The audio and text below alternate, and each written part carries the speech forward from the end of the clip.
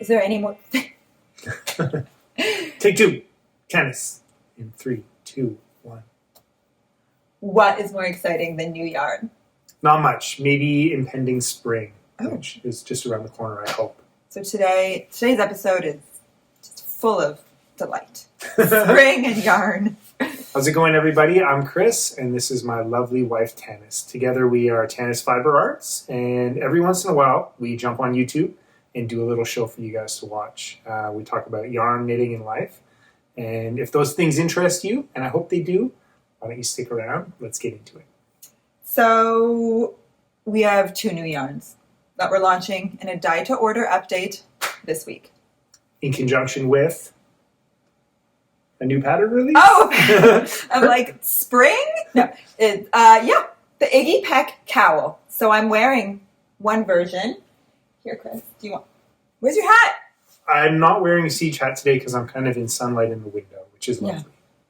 So there's another one, just to show. So Iggy Peck. Okay, let's get into it. Let's just really get into the meat of the video. All right. We like this book so much that we've lost like the cover, the protective cover. So if you don't recognize it, it's because it's gone. Iggy Peck Architect is a children's book that we are huge fans of. And the very first time I read it to the kids, I thought to myself, dang, that Iggy Peck's got style. Look at his sweater. There's a nice one on the back cover, too, if you wanted to... What, this? Yeah. That's the front. Okay, bottom line, Iggy Peck wears, his signature style is that he wears the world's best sweater. And it's iconic, as the kids say. I think so. And so I've been, toying with the idea of knitting an Iggy Peck sweater forever. Like for years now. And then I finally dove in. I knit a cowl as a swatch. Yeah, this one here.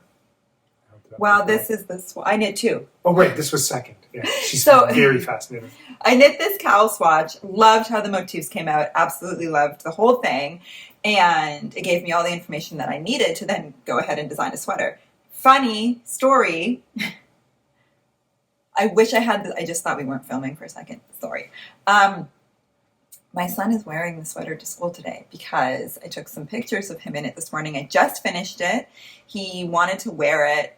I took some photos and then he wouldn't take it off. He loves it. So this is, Rowan wore it to school today. And I think the little backstory behind that is Micah showed interest in it yesterday. And Tan took a little video of him wearing it.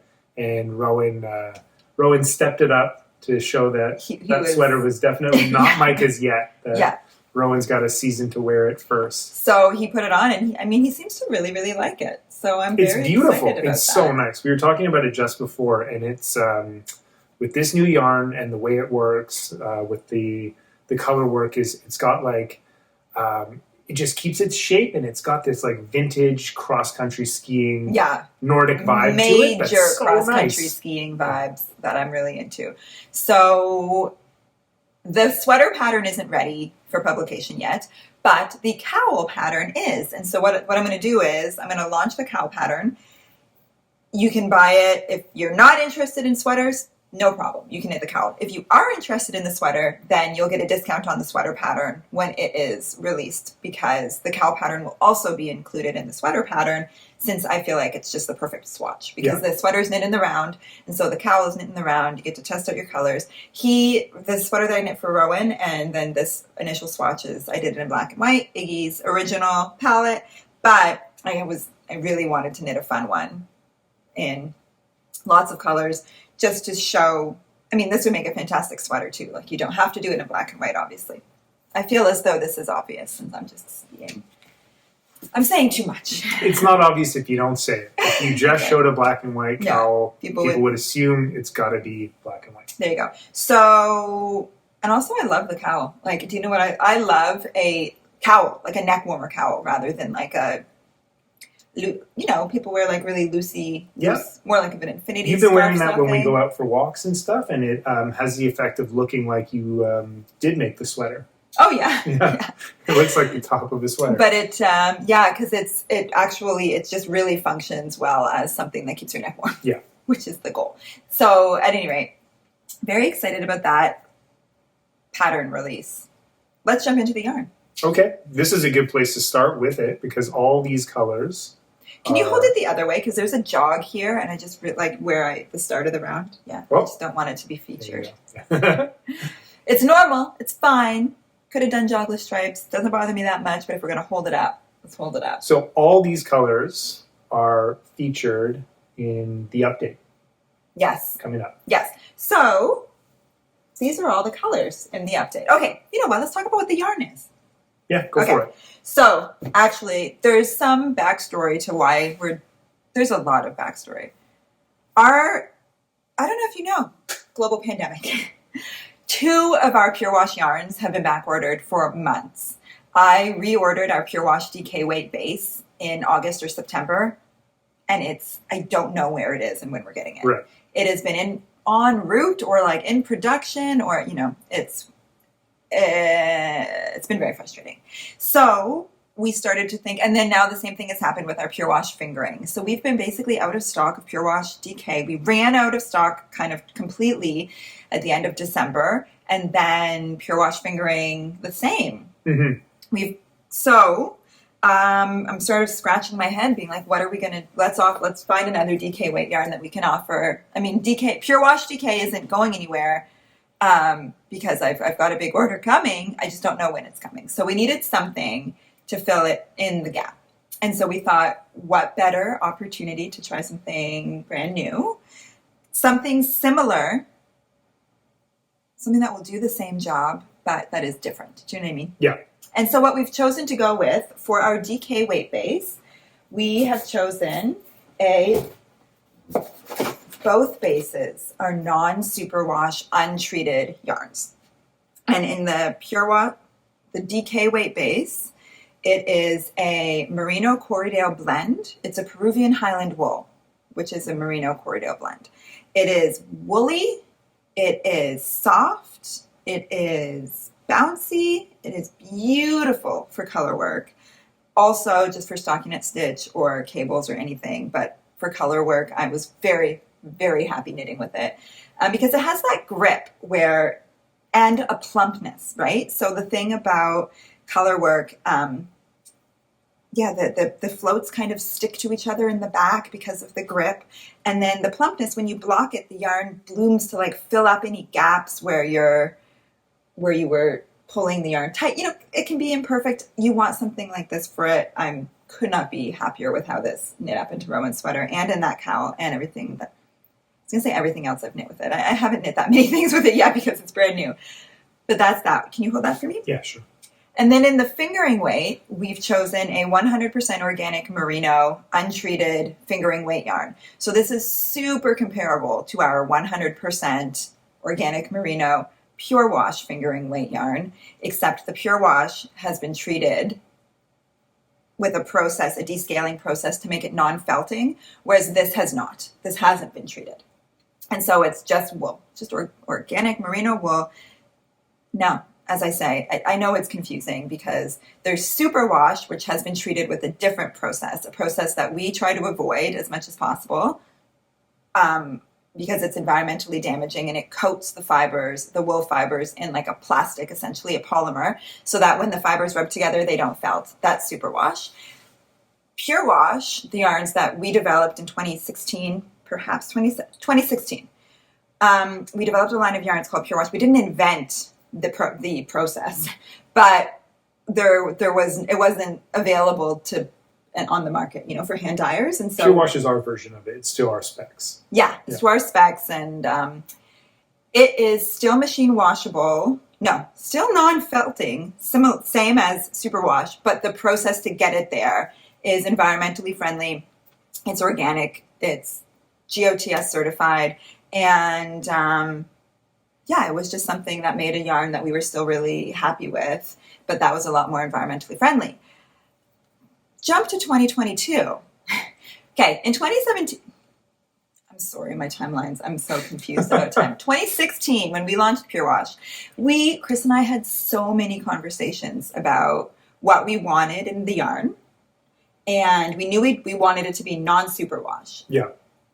And at the time, it was super important to us, and because we thought it was super important to our customers, that it be non-felting. And the reason I'm really trying to avoid saying that it be washable is because it's not washable. And even when we only did superwash bases, not washable. We didn't recommend that you put them in a washing machine or dryer. That's the thing. Yeah. So that's why I'm not saying washable, because I even, if you have a superwash sweater and you throw it in the washer and dryer, you're going to know. You're going to be able to tell that you threw it. It might not come out like a felted mess. Yeah. You know, you'll still be able to wear it, but it's going to show its wear.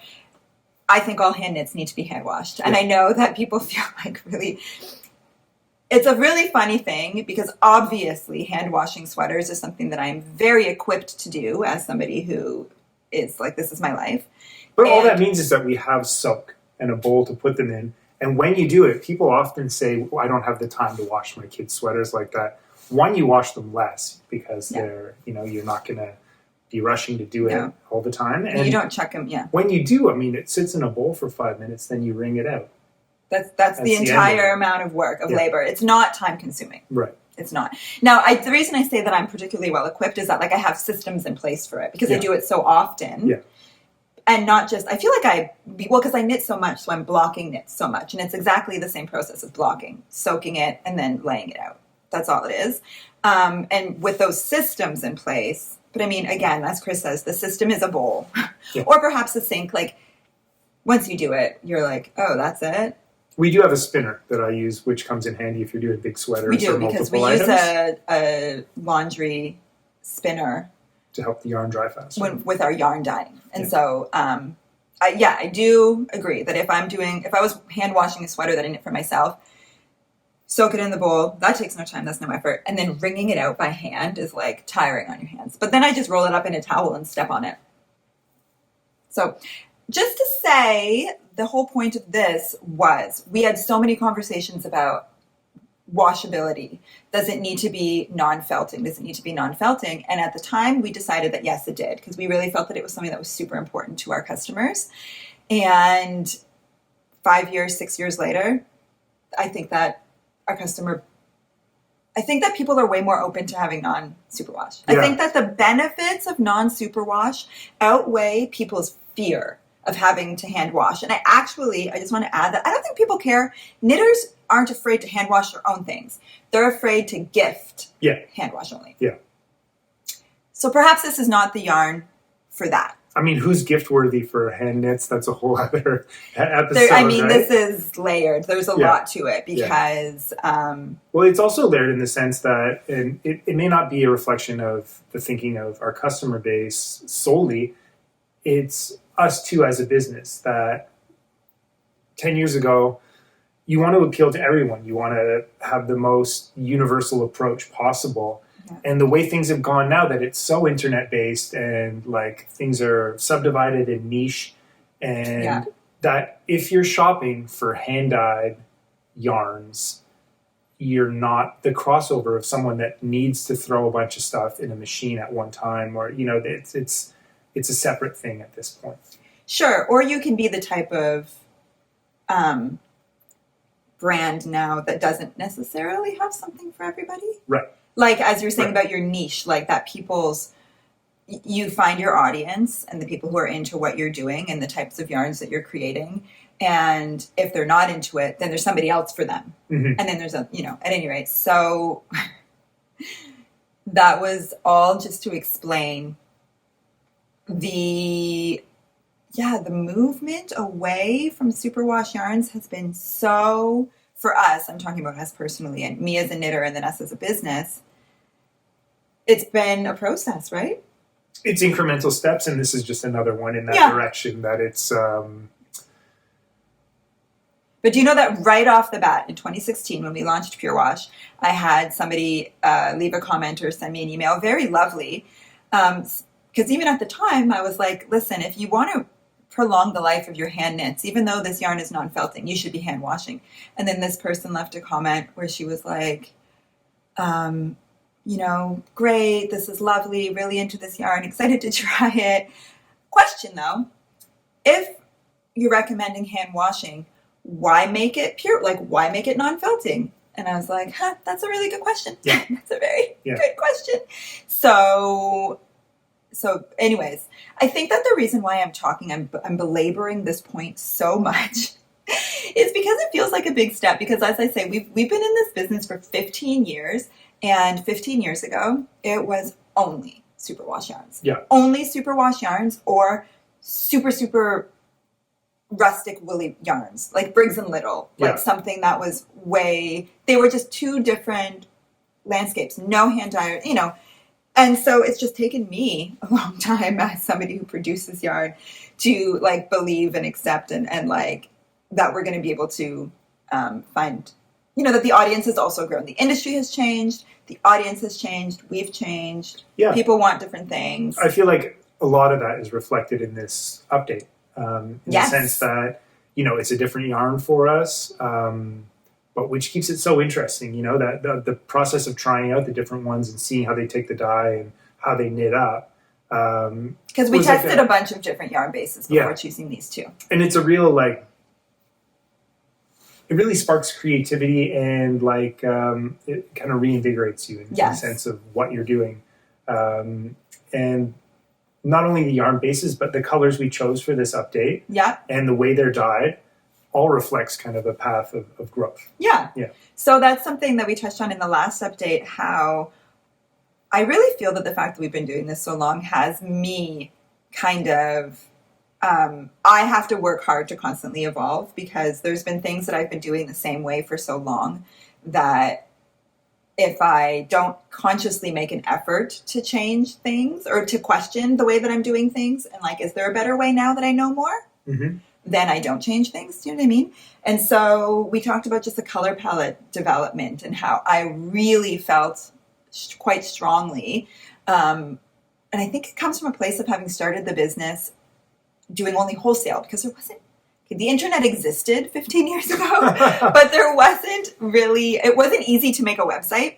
And so there wasn't the same type of online business opportunity. Wholesale was a much bigger part, selling to retail stores. And then the retail stores were really able to dictate a lot more of the color palettes, like what they wanted to see, what they thought would sell in their store. And so you couldn't really just do a 14 color kind of collection that wasn't a full spectrum. You needed to represent everything. You needed to have something for everybody, something that the stores were going to be able to carry as a full thing. Do you know what I mean? Curated was not an applicable word at the time. That's right. Whereas now it totally is. And so we were able to, for this collection, I finally sort of came around to a curated collection that is very what I'm into right now, what I wanted to be knitting with. There's no purple. There is not something for everybody.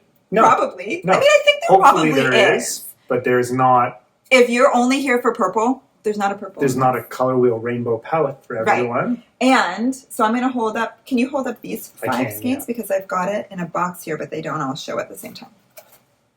So this is the palette. Can you hold them up sort of in line? So basically, I had a bunch of pops of colors that I knew I wanted to do. You can't tell, and here we'll show up some others, but there's 2 speckles and then 12 solids. There's neutrals that I knew I needed to have in a palette to be able to color work, and just because stuff that I love. There's many blue-leaning neutrals, obviously. Some things never change. Yeah, because that's my jam. And then the pops, obviously. There's a blue pop, there's a yellow pop, there's a pink pop, there's some grungy colors. I'm just so excited about how they all go together. Mm-hmm. How many different color combinations you can make with these 14 colors. I'm going to hold up the 2 speckles that we did. We've done... I'm going to put up pictures. That's what I'm going to do. Because this is so hard to really actually see. The 2 speckles that we've done are Retro, which is a speckle that we've done a ton. It's a popular, one of my favorite speckles. So winding this off today, I was thinking maybe it's got to be top 5 all-time speckles in terms of knitability. You love this one. It's so good. And then the other color we did is called Alpha, which is a new color that we did for this line, which it's the color that I used when I knit this sweater for Rowan, which I think we shared this in our last podcast. This is this is my City Limits pattern, and I knit it in this colorway, and we knew we needed to include it in this collection because it just knit up so beautifully. It's fantastic, yeah. So And here, well, that's the same color. This is the colorway called Alpha. Alpha is a family name. That's exciting. We've been working all week to make sure that's reproducible for the update. Yeah. Which we finally nailed it down. Yeah, it's exactly the same. So the other colors included are, here are the neutrals. So this is charcoal. This is a new neutral for us called Yak, which I'm super into because it is perfect. It's the exact tone of the undyed Yak silk yarn base that we had we still have some in the shop, and it's the most beautiful natural color.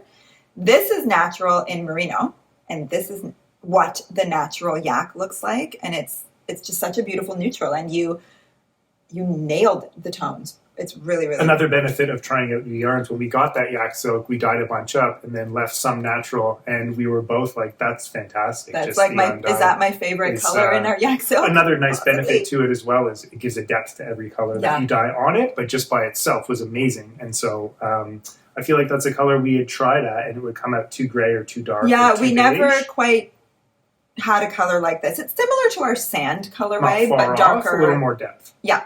And then, so this is natural, and then smoke, a very light gray, which I use in everything. I used it in the cowl.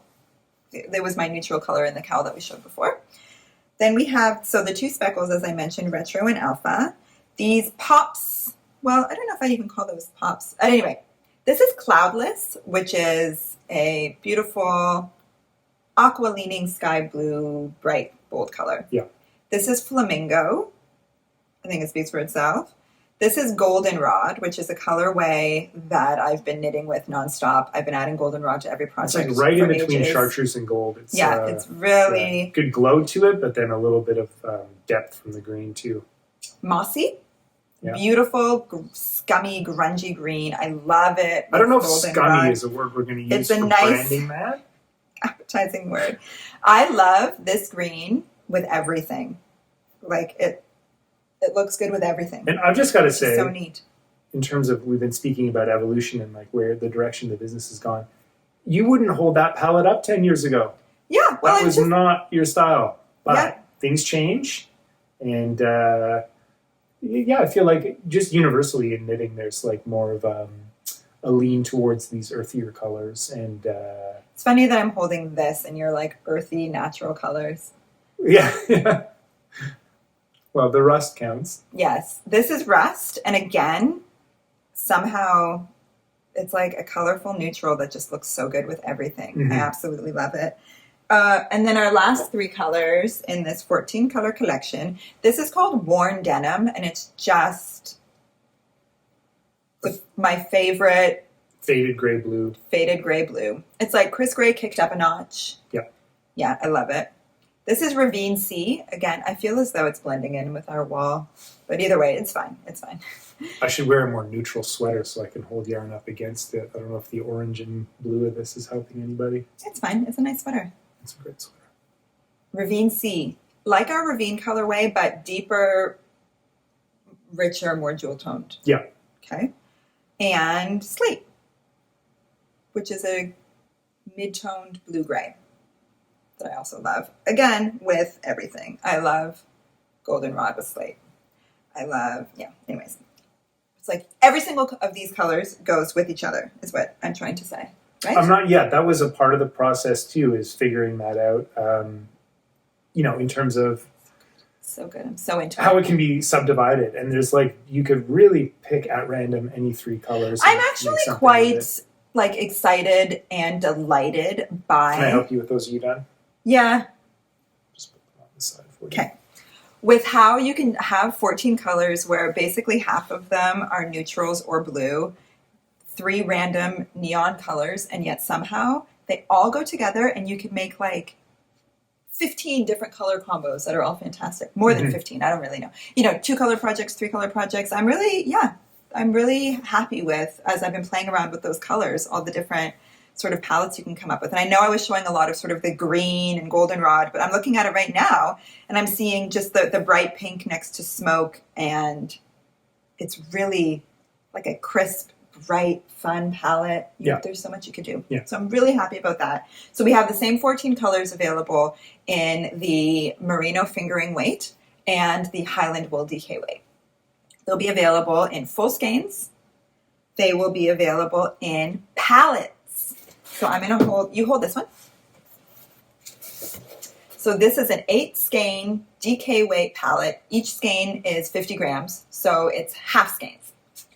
And we've been doing these. We've always done pallets. It's just a way. I just love playing with color. So we basically done a neutrals, a neutral blue, and a pop. And to get the 2 colors, that's smoke and charcoal on that one, are repeated in this one. But other than that, none of the colors are repeated. So if you got the 2 palettes, you would have the entire collection with some extra smoke and charcoal. We're also going to have available, so we've got the full skeins, we've got the 2 palettes, and then we're going to have the mini skeins. Yeah. So we're going to do a mini skein set that includes every single color. So we're going to have a 14 skein mini skein set. So you could get minis of everything if you want as well. Pretty good current TFA starter pack. Yeah. Yeah. And I don't know what's going to happen. I don't know what the future holds. Like, one thing that I've noticed big time in terms of the industry changing as well that we've sort of been talking about is that when we started, updates weren't a thing. It was like you had a website, you had inventory, and that was it. Whereas now, I've noticed, even though we'll have a website full of our regular inventory, it's the vast majority of our sales are update based, are during updates. And so it does make one wonder, do you need to have all this inventory available sitting on the shelves at all times when nobody is buying it? I'm not ready to pull that yet. No. But we're definitely more update focused now because we sort of have to be.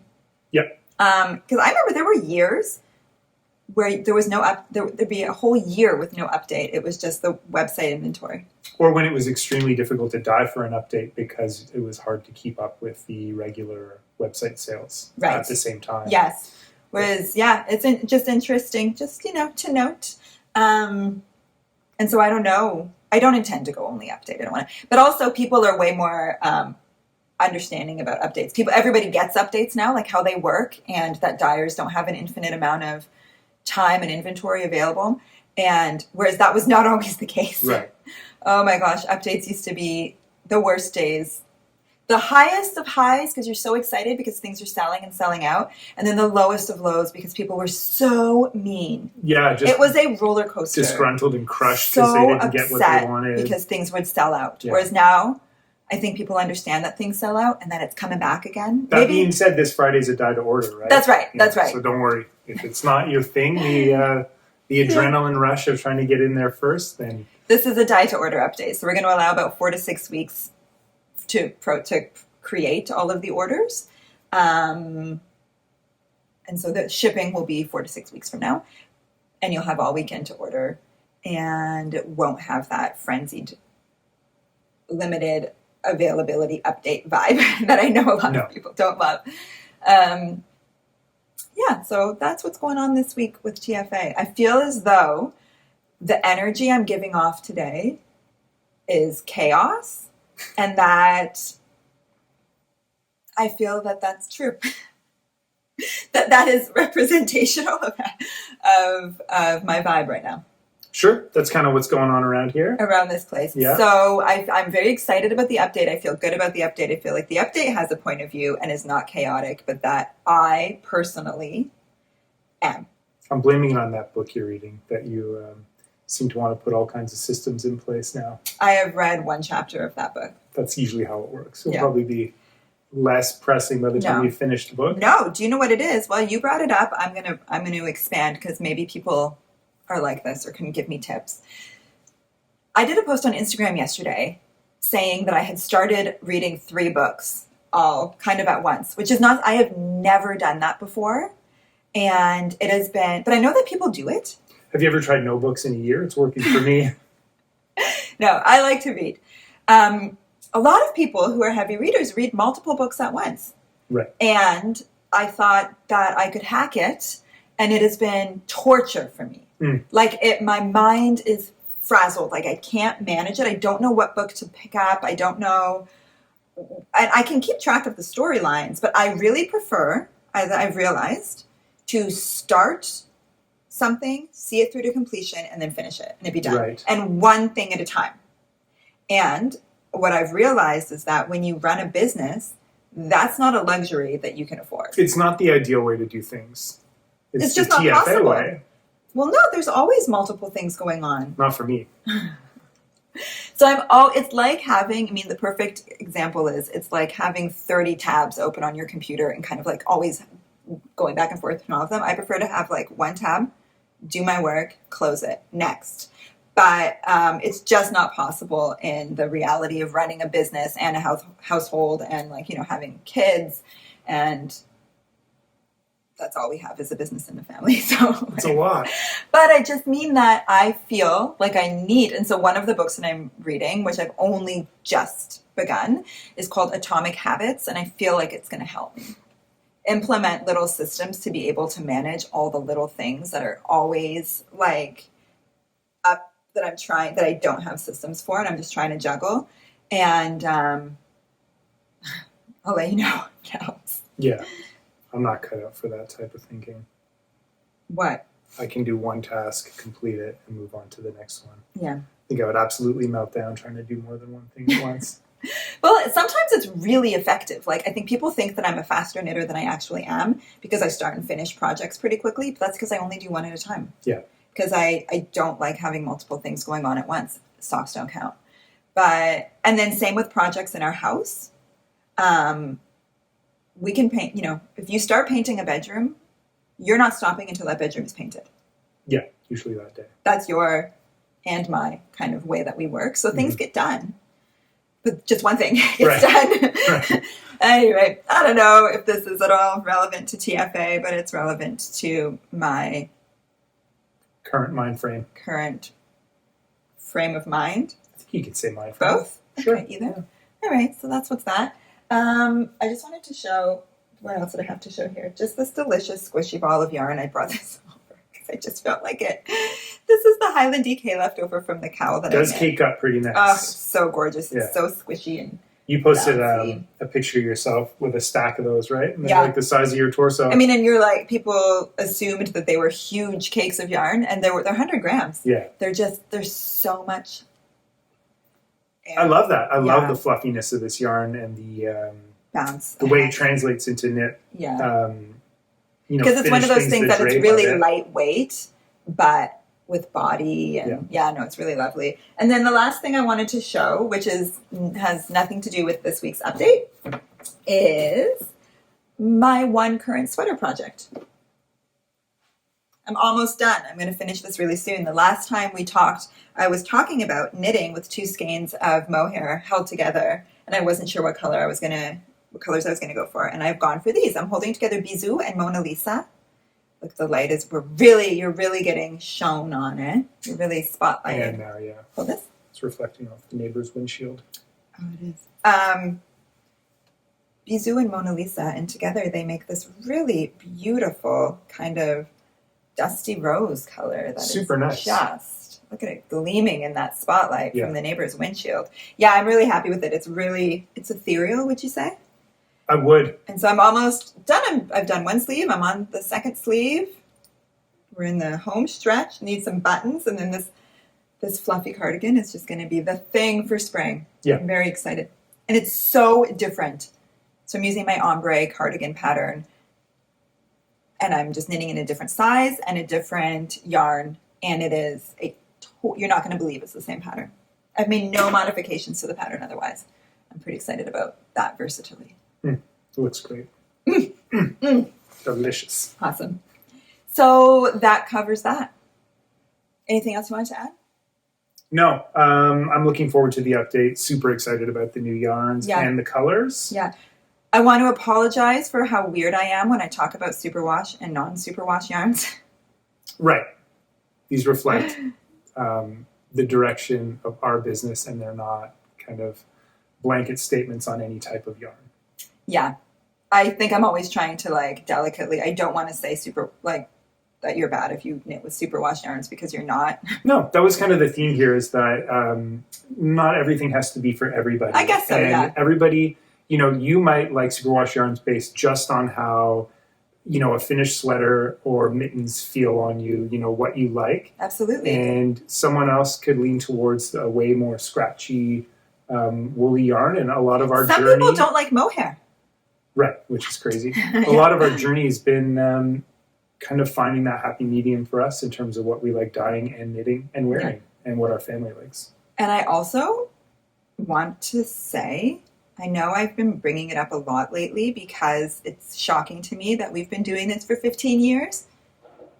Holy smokes, what a slow, I was talking about how slow I am at evolving, but also perhaps never give up. It's never too late. Pulling this out at the last second. Just how it's like you think that you think your time is done. What's happening?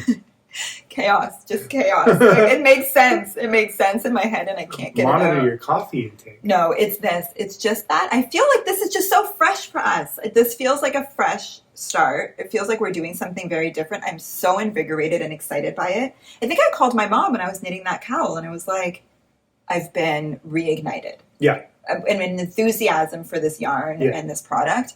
And it feels like after 15 years, I'm really excited that is still there. Right. That's what I'm trying to say. Absolutely, yeah. Never give up. Never give up. The last while, it feels like, there's been periods over the last couple of years where you're just holding on, just trying to keep stuff together in terms of the business and home life and everything. Absolutely. And so a little injection like this, something new, is exciting for us. And I really hope that translates to you guys, that you guys get into it as well. Yeah. So thanks for hanging in here with us in my chaotic energy. See you this weekend during our update. Thanks a lot for watching, guys. Take care.